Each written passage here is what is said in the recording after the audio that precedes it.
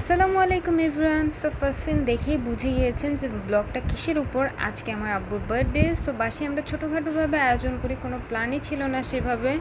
So normally আম্মু just pulao, roast, দেন গরুর মাংস, কাবাব এগুলো মেক করে। সো আমি এই ব্লগটাতে কোনো রেসিপি ভিডিও দিচ্ছি না, জাস্ট সব কিছু ছোটো ছোটো সিন নিচ্ছিলাম যখন আম্মু বানাচ্ছিল।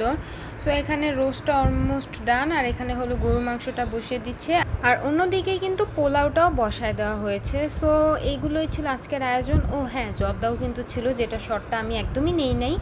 সো যাই হোক, এখানে সুন্দর করে টেবিলটা সাজিয়ে দেওয়া হলো, দেন এরপর আমরা মজো খেয়ে নিলাম।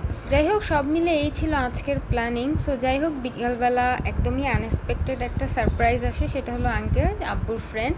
সো উনি বাসায় আব্বুর জন্য কেক নিয়ে আসে। সো যেটা পুরো আনএক্সপেক্টেড ছিল, আমরা কেক বেসিক্যালি এমন কিছু আয়োজন করিনি।